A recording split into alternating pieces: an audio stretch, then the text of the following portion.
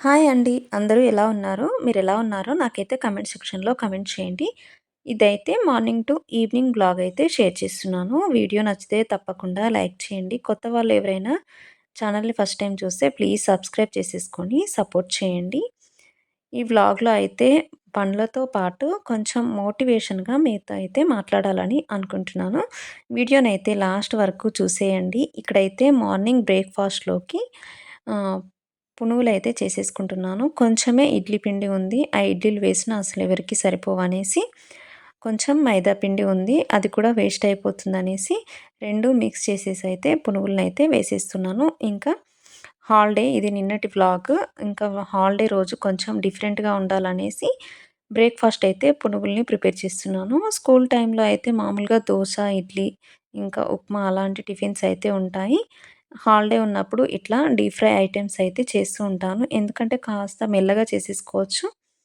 ఇక్కడైతే చట్నీ అయితే ప్రిపేర్ చేసేసుకున్నాను. కొంచెం ఎక్కువ పల్లీలు వేయించుకొని పెట్టేసుకొని చట్నీ అయితే చేసేసుకున్నాను. పునుగులు వేసేటప్పుడు మంచిగా చిన్న చిన్నగా వేసేసుకోవాలి. ఫస్ట్ మంటని స్లోగా పెట్టేసుకొని తర్వాత హై ఫ్లేమ్‌లోకి మార్చుకోండి. అప్పుడే లోపల వరకు మంచిగా ఫ్రై అయిపోతాయి. మనము పునుగులు చేసేటప్పుడు మైదా పిండి కొంచెం ఎక్కువగా వేసేసుకుంటేనే పునుగులు మంచి సాఫ్ట్‌గా వచ్చేస్తాయి. లేకపోతే గట్టిగా ఉంటాయి. ఎందుకంటే ఇడ్లీ పిండి ఉంటుంది కాబట్టి మైదా పిండి కాస్త ఎక్కువ వేసేసుకోవాలి. నేనైతే 2 కప్స్ వరకు వేసేసుకున్నాను. ఇంకా ఇక్కడైతే చట్నీ అయితే అయిపోయింది. ఇంకా బాబుకైతే ఇచ్చేస్తున్నాను. బ్రేక్‌ఫాస్ట్ అయితే చేసేసుకున్న తర్వాత మిగతా పనులనైతే చేసేసుకోవాలి. ఆఫ్టర్‌నూన్ లంచ్‌లోకైతే గోంగూర పచ్చడి చేసేస్తున్నాను. అసలు తినాలనిపిస్తలేదు. అందుకే కొంచెం పుల్లగా ఉంటే తినాలనిపిస్తదనేసి గోంగూర పచ్చడి అయితే చేసేసుకుందామనేసి ఒక కట్ట అయితే తెచ్చుకున్నాను. ఇదైతే సరిపోతుంది ఇప్పటివరకైతే. మనము ఆకుకూరలనైతే మంచిగా వాష్ చేసేసుకోవాలి. కొంచెం వాటర్ ఎక్కువ వేసేసుకొని వాష్ చేసుకోవాలి. ఎందుకంటే కొంచెం చిన్న చిన్న ఇసుక లాంటిది ఉంటుంది అందుకే.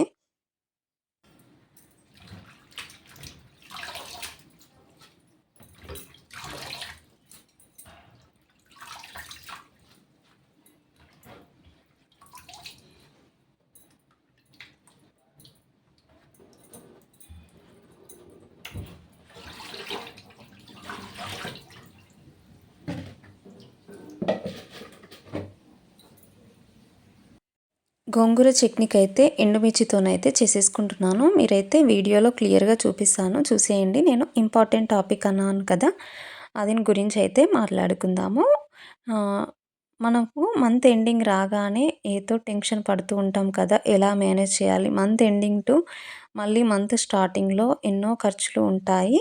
సో, దాని గురించి అయితే మనము డిస్కస్ చేసుకుందాము. ఎలాంటి టెన్షన్ లేకుండా ఖర్చుల్ని మెయింటైన్ చేసేసుకోవాలి.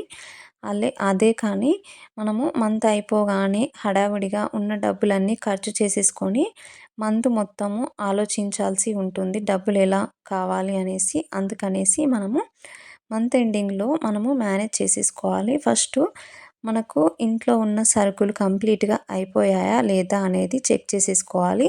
ఇంట్లో కొంచెం కొంచెం ఉంటే వాటితోని ఏదో ఒకటి రెసిపీ చేసేస్తూ వాటినైతే కంప్లీట్ చేసేసుకోవాలి. ఎందుకంటే అది కొంచెమే ఉందనేసి మనము పక్కన పడేస్తాము. అది కొన్ని రోజుల తర్వాత మర్చిపోయి అందులో పురుగులు పట్టేస్తూ ఉంటాయి. అప్పుడు మనము డస్ట్‌బిన్‌లో పడేయాల్సి వస్తుంది.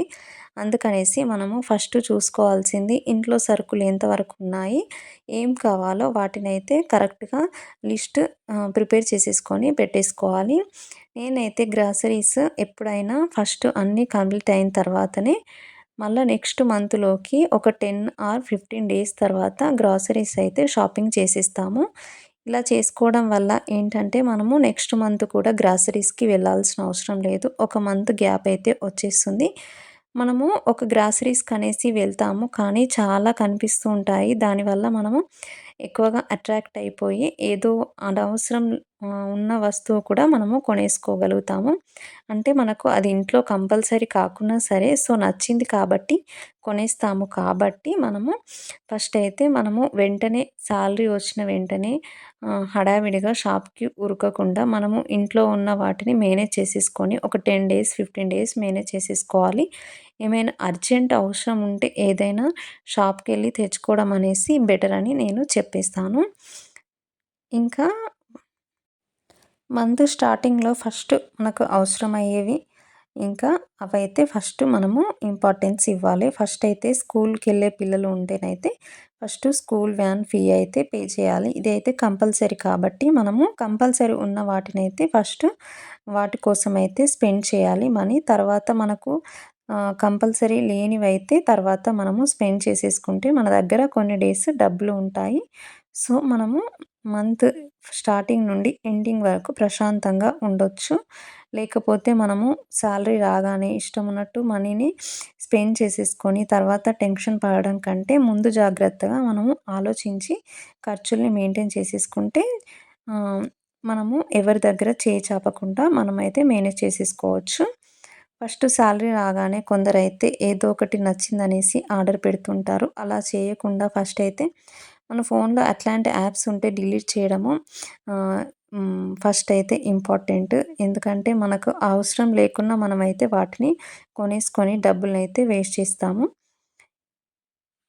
మంత్ ఎండింగ్‌లో మనము కొన్ని ఖర్చులనైతే తగ్గించుకోవచ్చు. పవర్ బిల్ అయితే తక్కువ చేసుకోవడానికి ట్రై చేయాలి. కనీసం ఒక 1 వీక్ అయినా మనము పవర్‌ని కంట్రోల్ చేసేసుకుంటే కొన్ని యూనిట్స్ అయినా తక్కువ వచ్చేసి మనకైతే బిల్ అనేది తక్కువ పడుతుంది.